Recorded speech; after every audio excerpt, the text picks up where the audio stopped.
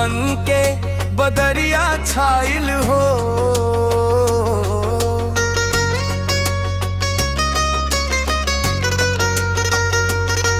सावन के बदरिया छाइल हो, मनवा में खुशियाँ समाइल हो।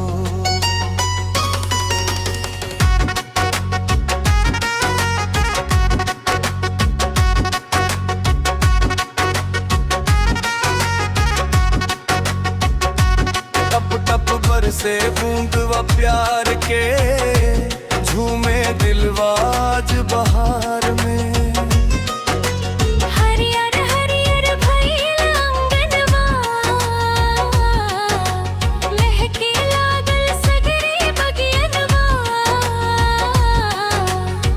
झूला पड़े अमरैया के डार, सावन ले आइल खुशियन के बहार। सावन के बदरिया छाइल हो, मनवा में खुशियाँ समाइल हो।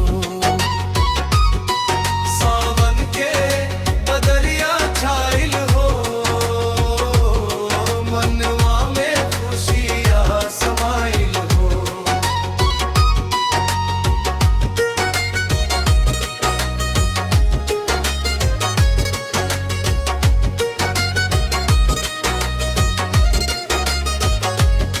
ममत की खुशी में रिमझिम बरसे पानी,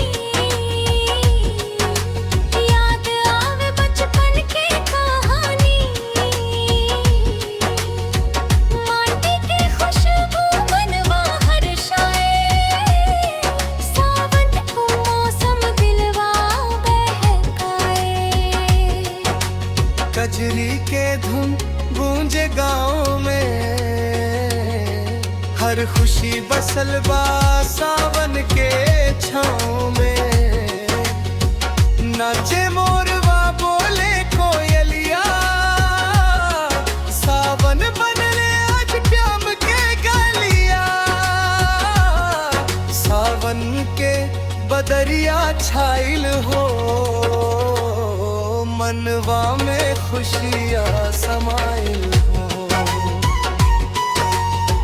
रिमझिम बरसे प्यार के फुहार, सावन आइल खुशियन के बहार।